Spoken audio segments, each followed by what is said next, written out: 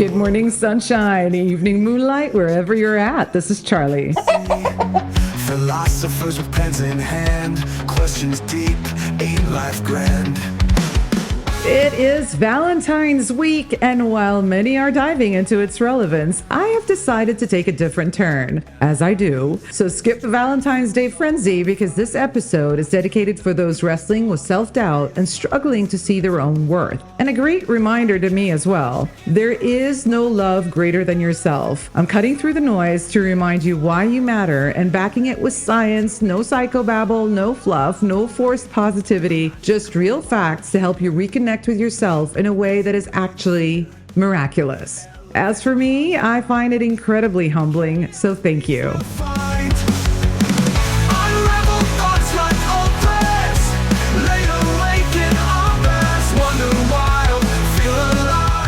We're going to explore truth that will fundamentally alter how you see yourself, your purpose, and your place in this vast, mysterious universe.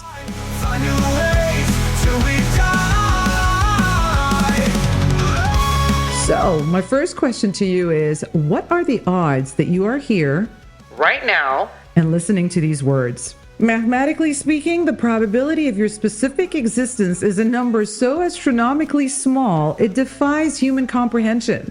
1 in 10 to the power of 2,685,000. Did you get that? That is, in girl math, 2,685,000 zeros before the 1%. That's not just unlikely, honey. That is basically a mathematical impossibility. In a world more connected than ever, loneliness has paradoxically become an epidemic. Suicide rates have risen across all demographics, a silent crisis fueled by isolation, disillusionment, and the feeling that existence has lost its meaning. Social media floods us with illusions of perfection, yet real human connection feels harder to find. Many carry an invisible weight, questioning their purpose, wondering if they truly matter. But before giving into that darkness, before believing the lie that you are insignificant, there's something you need to know.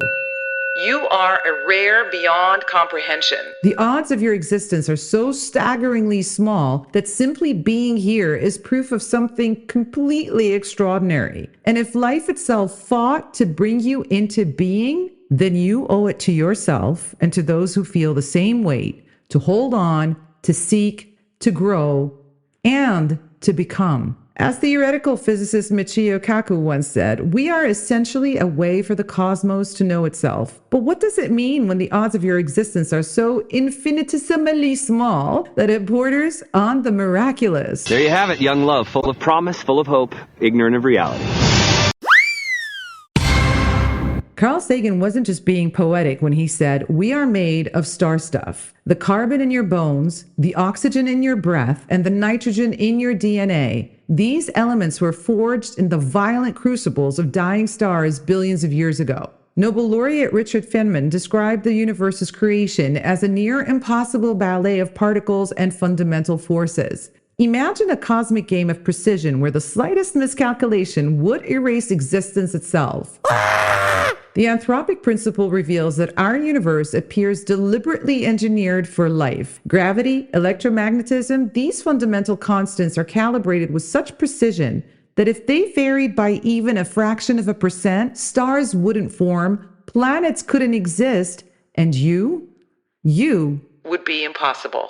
Everybody's gonna love today, gonna love today, gonna love today. Charles Darwin understood survival as a relentless, unforgiving process. Every single one of your ancestors, from a tiny mammal dodging dinosaur feet to a prehistoric human surviving an ice age, everyone beat astronomical odds to ensure your eventual existence. Consider the butterfly effect of ancestry, a hunter-gatherer choosing a different mate 10,000 years ago, a medieval soldier surviving a battle by mere inches, a great-grandparent making an unexpected decision. Any of these alternate scenarios, and you would never have been born. May the force be with you. Your existence is an unbroken chain of survival stretching back at least 3.8 billion years, an almost incomprehensible lineage of triumph against extinction. Now here's an interesting statistic. The chance of your specific sperm and egg meeting is approximately 1 in 400 trillion.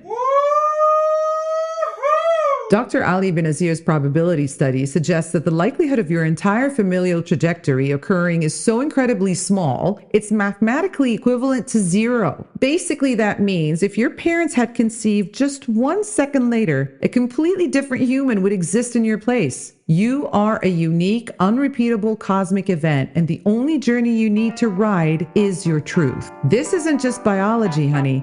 This is a miracle encrypted in molecular code. You are the miracle. Nobody knows it's a miracle. Nobody knows everything that's on my mind. Just wanna tell Marcus Aurelius whispered a truth across centuries. Consciousness itself is an extraordinary gift. For every life that exists, countless potential lives dissolve into the infinite realm of what could have been. The Sufi poet Rumi challenged humanity with his piercing question. You were born with wings. Why do you prefer to crawl through life? It's a cosmic invitation. Your improbable existence isn't a passive accident, but an active call to embrace the extraordinary. I want you to think of a caterpillar, unaware that its struggle in the cocoon is what gives it the strength to fly. Think of broken bones that grow back stronger, or of forests that rise anew after fire, seeds that push through stone to reach the sun. The universe is filled with stories of things that weren't done right, missteps, collapses, endings that seemed final, only to transform into something greater. Light bulbs were born from failure. Masterpieces emerged from rejection. Some of the world's greatest minds once doubted their own worth. And yet, like stars that explode only to scatter the elements for new worlds, they rose. And so can you. What is something you've always wanted to do but haven't yet had the chance to pursue? I'm sorry, what? So why are you crawling through life weighed down by fear and regret and shame when you were always meant to rise? I think you are absolutely amazing. Albert Camus understood life had no predetermined meaning, but herein lies our ultimate power. We are actually free to create meaning. So when I'm asked, what is my purpose? I will not answer you with something as clear-cut as a doctor or an architect or even a dancer, because sometimes it may seem that those that have impacted lives somehow have it all together, but they don't. The only difference is that they just dared to try harder and chose not to give up on themselves because they understood the miracle that they are. They worried less about talk and more about objectives, less about opinions and more about value. So now ask yourself honestly, have you been bogged down by self-judgment, or have you truly risked the truth of who you are? Purpose isn't a job title, and meaning isn't something that is handed to you. First, understand what meaning actually is. And to do that, you have to go through the aches of discovering who you actually are. Don't be afraid of it. It's you against you, with you, supporting you, not who you were programmed to be, not the sum of expectations placed upon you, but the raw, unfiltered you, the version that exists when no one is watching, including your self-deprecating analysis, the version of you that dreams when the world is quiet. That's the best idea I have heard all day. Really? And when you do that, you may find that purpose is not a single, rigid path. It's a living thing, evolving as you do. We change, and thank you, universe, for that. Peeling layers and changing skins is common, and it is lovely. You may become pleasantly surprised and realize that meaning isn't something waiting for you at the end of the road. It is something you create with every step you take, till another emerges. You will never be able to stop a rocket in midair. This is Sparta!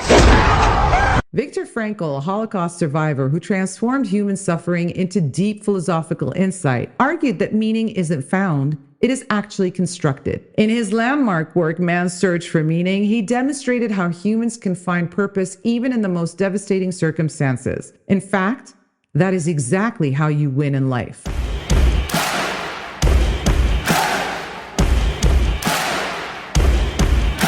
So I want you to consider this paradox. You are a cosmic accident so improbable that your very existence defies mathematical logic. Yet within this astronomical improbability lies your most profound freedom, which is to create, to love, to explore, and to impact the world in ways no other being can. And it does not have to be large in size. We're not a Big Mac nor a Happy Meal. Skip this exaggerated, non-whimsical talk. Your existence is not just a biological event.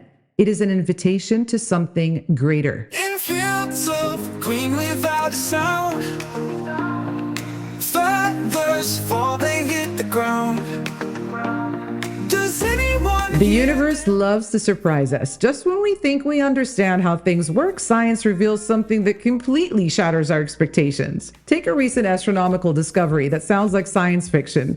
Researchers observed a black hole, typically known as a cosmic destroyer that devours everything in its path, to do something kind of impossible. After consuming a star, it somehow returned that same star years later. It's as if the universe has its own reset button, challenging everything we know about destruction and creation. just ticking clock? This discovery mirrors our own existence. Just when something seems lost forever, it can reappear in an entirely new form. Quantum physics takes this mystery even further. Sir Roger Penrose, a pioneering mathematician, suggests that our consciousness might be connected to quantum mechanics in ways we're only beginning to understand. The famous double-slit experiment reveals something really bizarre. Particles behave differently when they are being observed. It's almost as if consciousness itself might shape reality. So let's zoom out and look at human civilization. Our current world balances on an impossibly thin line of historical coincidences. Imagine if a single moment in history had changed. For example, what if a different sperm had fertilized the egg that became a world-changing leader? What if a crucial battle had a different outcome? What if a single genetic mutation hadn't occurred? The tiniest variations could have erased everything we know. Sliding doors or sliding universe. Nobody cares about the clock. Time and space, just ticking clock. Mist in your mind. Viktor Frankl argued that while life might not have an inherent meaning, we have the incredible freedom to create our own purpose. Our astronomical probability isn't a limitation, it's actually an invitation. Invite yourself to meet yourself. There is no greater discovery than that. If you're still struggling to see the miracles of your existence, if you're still searching desperately for some grand predefined purpose, then I haven't done my job in explaining the extraordinary nature of your being. 3, 2, 1. I want you to understand this. Who we are is already a gift, defying all logic. But who we become is our gift back to the world. It's a perfect storm. Your purpose isn't something you find.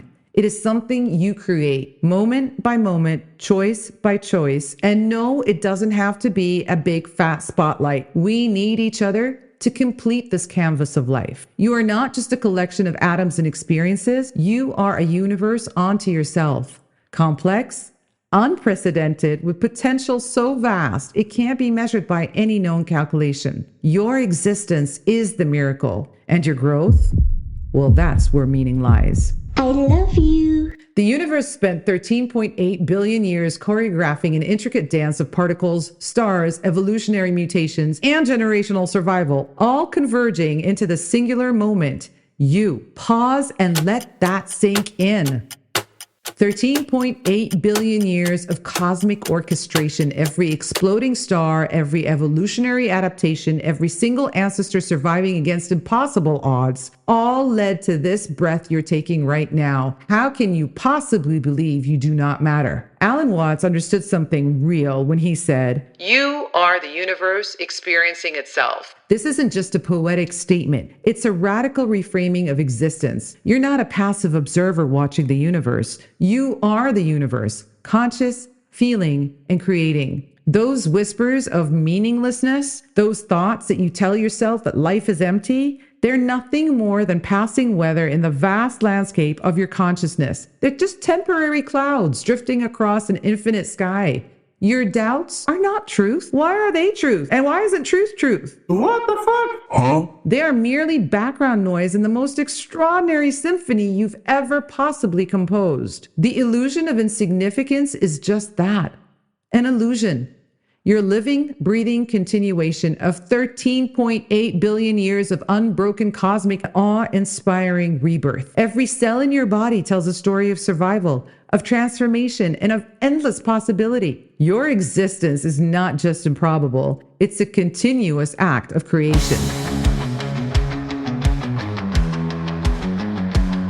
In a world where the mind spins free, chickens cluck but who can see? Philosophers with pens in hand, questions deep, ain't life grand? And the final nugget for today: existence is not a mistake, and who are you or me to say otherwise? It is actually a rebellion against the impossible. From the vastness of the cosmos to the smallest breath in your lungs, everything about you is a miracle written in a language of time, chaos, and resilience. You are not just here by chance. You are here because against every unimaginable odd, life found a way to create you. Honor it. The code of why we're here. Humor cuts away the fear.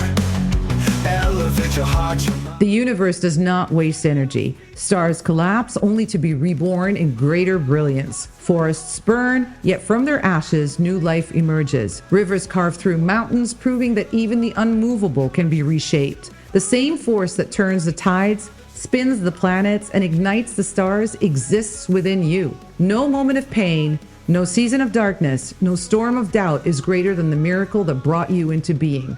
Call it what you will, just know it. Leonard Cohen once wrote, "There is a crack in everything. That's how light gets in." The cracks in your story are not endings. Light always finds a way through. You have already overcome the greatest impossibility, which is your existence. That is your proof that comebacks are possible, that change is inevitable, and that no darkness lasts forever. So I want you to hold on, put a smile on that face, and not just because you should, but because you can. Because within you is the same unstoppable force that moves galaxies and breathes life into the impossible. Because the story of the universe is one of survival, transformation, and awe-inspiring rebirth. And you are a part of that story. No, baby. You're not searching for meaning. You are the very definition of meaning.